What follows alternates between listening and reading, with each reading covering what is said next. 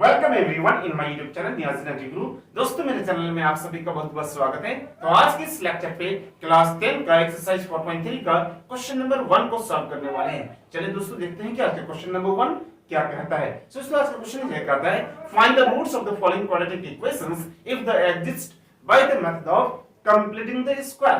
दोस्तों आज का क्वेश्चन ये कह रहा है कि हमें रूट्स फाइंड करना है अगर ये क्वाड्रेटिक इक्वेशंस एग्जिस्ट करता है, और कौन सा मेथड यूज करना है, bye the method of completing the square. मतलब हमको method of completing square use करके इन सारे क्वाड्रेटिक इक्वेशंस का रूट्स फाइंड करना है। दोस्तों हालांकि हमने प्रीवियस 2 लेक्चर पे क्वेश्चन नंबर 1 का फर्स्ट एंड सेकंड पार्ट को सॉल्व कर चुका है, तो आज की इस लेक्चर पे क्वेश्चन नंबर 1 का थर्ड एंड फोर्थ पार्ट को सॉल्व करने वाले हैं। चलिए दोस्तों देखते हैं कि आज का क्वेश्चन नंबर थर्ड क्या कहता है। दोस्तों आज का क्वेश्चन नंबर थर्ड है 4x² plus 4√3x plus 3 is equal to 0। ये है क्वाड्रेटिक इक्वेशंस जो यहाँ बोर्ड्स में लिखी हुई। दोस्तों इस क्वेश्चंस को सॉल्व करना है, यहाँ से हमें रूट्स फाइंड करना है, आई मीन x का वैल्यू फाइंड करना है। दोस्तों ये क्वाड्रेटिक इक्वेशंस है, इसका दो रूट्स हो जाएगा, हमें रूट्स फाइंड करना है। दोस्तों रूट्स फाइंड करने के लिए कई मेथड होते हैं, लेकिन हमें जो यहाँ मेथड यूज करना है उस मेथड का नाम है कंप्लीटिंग स्क्वायर। चलिए दोस्तों देखते हैं कि आज के क्वेश्चन को कैसे सॉल्व किया जा सकता है। दोस्तों इस क्वेश्चन को सॉल्व करने से पहले, इनकी रूट्स को फाइंड करने से पहले क्वेश्चंस में एक चीज और दिया है। दोस्तों क्वेश्चन ये कह रहा है इफ द एग्जिस्ट, अगर एग्जिस्ट करता है तब हमें कंप्लीटिंग स्क्वायर यूज करना है, अदरवाइज एग्जिस्ट अगर नहीं करता है तो हम यहाँ रूट्स नहीं फाइंड करेंगे।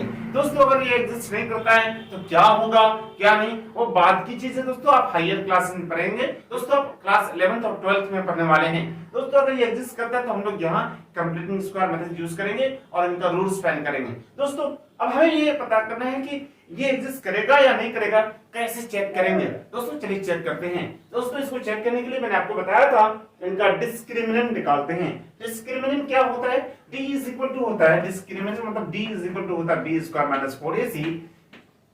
Okay, so d is equal to discriminant होता है दोस्तों, d is equal to b square minus 4ac। तो हमें क्या करना है, यहाँ b a c जो वैल्यूज होगा उस वैल्यूज को यहाँ पुट करेंगे। अगर इनकी वैल्यू 0 या 1 2 3 पॉजिटिव में अगर आता है तो ये एग्जिस्ट करता है, अदरवाइज डू नॉट एग्जिस्ट हो जाएगा। मतलब इनकी वैल्यू कभी भी नेगेटिव में नहीं आना चाहिए। नेगेटिव में आएगा तो क्या करेगा, डू नॉट एग्जिस्ट, मतलब ये एग्जिस्ट नहीं करेगा, तो ये कॉम्प्लेक्स नंबर चैप्टर में चले जाएगा, जो आपको अभी नहीं समझना है, आपको कुछ भी सोचना नहीं है, वो आप हायर क्लासेस मतलब क्लास 11th और 12th में पढ़ने वाले हैं। दोस्तों चलिए चेक करते हैं। तो d फॉर डिस्क्रिमिनेंट होता है, हमें d निकालना है, तो यहाँ b स्क्वायर, तो b क्या होता है, a क्या होता है, c क्या होता है, वैल्यूज पुट करना है। दोस्तों हमने बताया था a होता है कोएफिशिएंट ऑफ x स्क्वायर, तो यहाँ कोएफिशिएंट ऑफ x स्क्वायर कितना है 4 है, और b क्या होता है coefficient of x, coefficient of x मतलब क्या 4√3 है, और c होता है कांस्टेंट टर्म, या कांस्टेंट टर्म कितना 3 है। अब इन सारे वैल्यूज को वहां पुट कर देना है और चेक करना है कि इनका वैल्यूज क्या आता है। तो दोस्तों हम कर सकते हैं b का वैल्यू कितना हो जाएगा 4√3, सो मैं यहाँ 4√3 का होल स्क्वायर कर सकता हूँ। उसके बाद हो जाएगा माइनस 4 इंटू ये 4 है तो 4 रहने दो। ये फार्मूला होता है दोस्तों, आपको फार्मूला को यूं ही याद कर लेना है, बाय हार्ट कर लेना है। a कितना है हमारा बताओ, 4 है तो 4 लिख देना है, और इंटू c हमारा कितना 3 है तो 3 लिख दीजिए। उसके बाद दोस्तों क्या हो जाएगा, यहाँ 4√3 का स्क्वायर है तो 4 का स्क्वायर 16 हो जाता है, √3 का स्क्वायर 3 हो जाएगा, 16 इंटू 3 48 हो जाएगा। दोस्तों उसके बाद 4 4 is 16 and 16 3 is 48 हो जाएगा। दोस्तों आप गौर से देखो यहाँ वैल्यू 0 आ जाता है, तो मैंने आपको कहा अगर d का वैल्यू 0 आता है या 1 2 3 पॉजिटिव नंबर मतलब 1 2 3 4 5 ग्रेटर देन 0 आएगा तो ये एग्जिस्ट करेगा।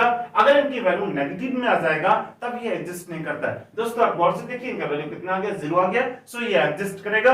अगर ये एग्जिस्ट करता है तब हमें कौन सा मेथड यूज करके इनकी रूट्स को फाइंड करना है, कौन सा मेथड यूज करोगे बताओ, कंप्लीटिंग द स्क्वायर। चलिए सॉल्व करते हैं। दोस्तों कंप्लीटिंग स्क्वायर मेथड यूज करने के लिए जो फर्स्ट स्टेप ये होता है, हमें ये देखना पड़ता है, इसमें गौर करना पड़ता है कि x स्क्वायर का कोएफिशिएंट 1 होना चाहिए।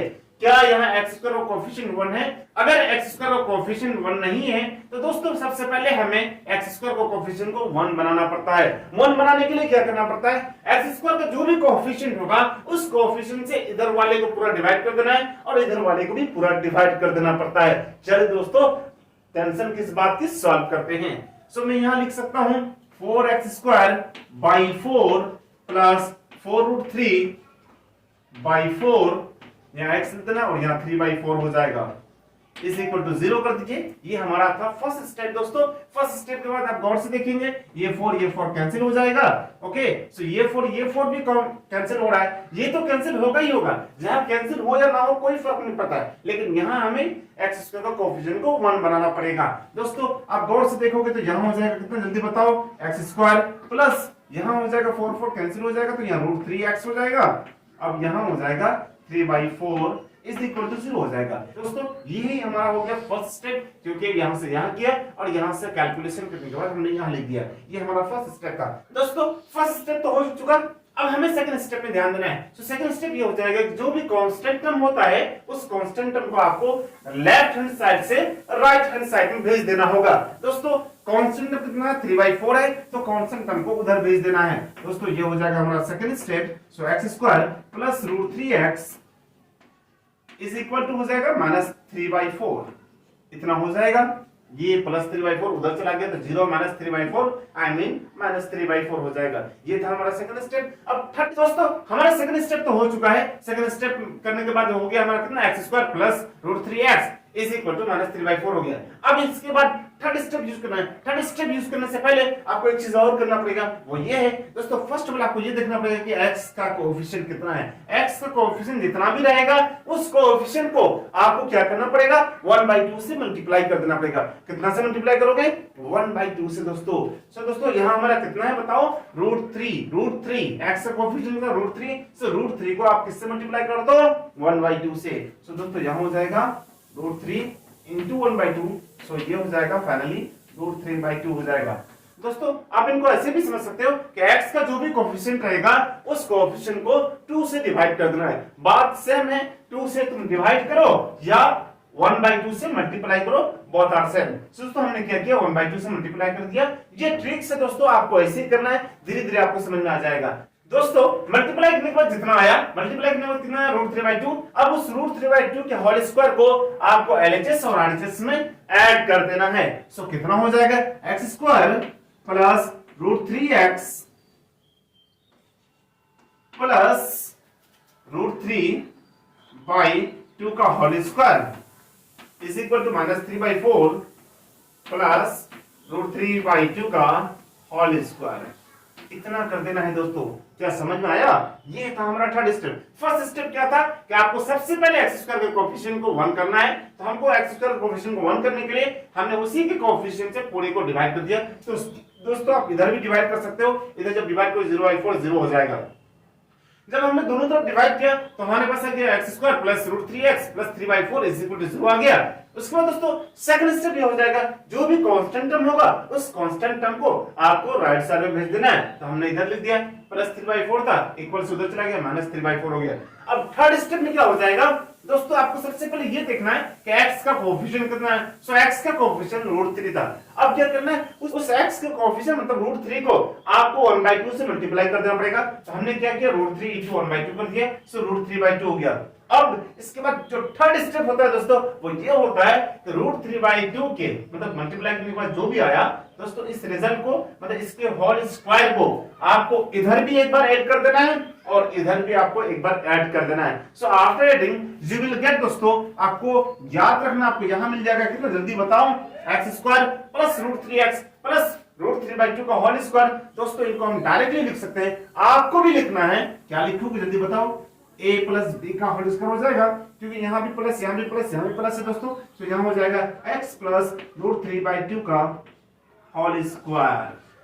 दोस्तों अब इनको तोड़ के देख लेना, आपको इतना ही मिलने वाला है। a प्लस बी का होल स्क्वायर जब फॉर्मूला लगाओगे तो a प्लस बी का होल स्क्वायर का फॉर्मूला क्या होता है दोस्तों, जल्दी बताओ। a प्लस बी का whole square is equal to formula होता है a square plus 2ab plus b square. ये वाला फॉर्मूला आपको यूज करना है, आपको यही वाला मिल जाएगा, एकदम गारंटी है दोस्तों। इतना आ जाएगा। उसके बाद RHS में कितना आ जाएगा, उनको आपको सॉल्व करना है, -3/4 हो जाएगा।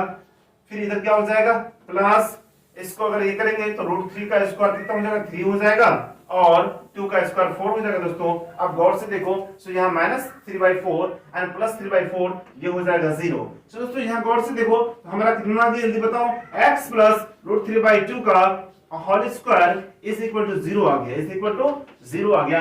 अब इनको हमें सॉल्व करना है दोस्तों। यहाँ गौर से अगर देखेंगे तो यहाँ इनको मैं लिख सकता हूँ क्या, जल्दी बताओ, x प्लस रूट 3/2 का whole square is equal to 0 हो गया। तब हम लोग इनको लिखेंगे x प्लस रूट 3/2 का whole square is equal to 0।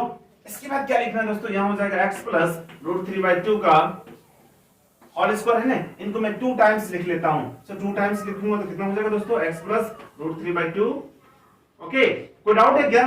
अब क्या करेंगे, इन दोनों को हम लोग 0 कर देंगे। सो यहाँ कितना हो जाएगा, x plus root 3/2 is equal to 0 हो जाएगा, और यहाँ भी x plus root 2 is equal to 0 हो जाएगा दोस्तों। अब यहाँ सॉल्व करोगे तो कितना हो जाएगा, x is equal to minus root 3/2 हो जाएगा, और यहाँ भी x is equal to minus root 3/2 हो जाएगा। यह हमारा फाइनली आंसर आ गया दोस्तों, x का दो वैल्यू आ गया। x इज इक्वल टू, जल्दी बताओ, minus root 3/2 and minus root 3/2, ये दो वैल्यू आ गए दोस्तों। यही हो गया हमारा आंसर। अब गौर से देखो दोस्तों, देखो जब भी d 0 आ जाता है ना, मतलब d डिस्क्रिमिनेंट 0 आ जाएगा, तो अब याद रखना दोनों का इक्वल रूट्स आएगा, मतलब x का सेम वैल्यू आएगा। ये माइनस रूट 3/2 आया तो ये भी माइनस रूट 3/2 आएगा, दोनों वैल्यू सेम आएगा दोस्तों। पहले से मुझे पता था, लेकिन मैं आपको बता देता हूं दोस्तों, अगर d का वैल्यू 0 आता है इसका मतलब इक्वल रूट्स होगा।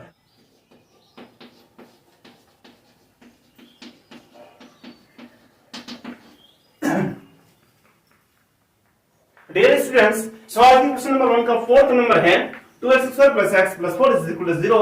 अब इनका हमें रूट्स फाइंड करना है, लेकिन रूट्स को फाइंड करने से पहले दोस्तों आपको क्या करना पड़ेगा कि इफ द एग्जिस्ट, ये एग्जिस्ट करता है कि नहीं करता है, फर्स्ट ऑफ ऑल हम चेक कर लेंगे। क्योंकि हमने क्वेश्चन नंबर 1 का फर्स्ट, सेकंड और थर्ड नंबर को जो सॉल्व किया, सारा का सारा एग्जिस्ट करता था। अब चेक करता हूं कि ये एग्जिस्ट करता है कि नहीं करता है। चलिए दोस्तों, एग्जिस्टेंस को चेक करने के लिए सबसे पहले हमको d निकालना पड़ेगा। सो d = d² - 4ac होता है। चलिए सॉल्व करते हैं।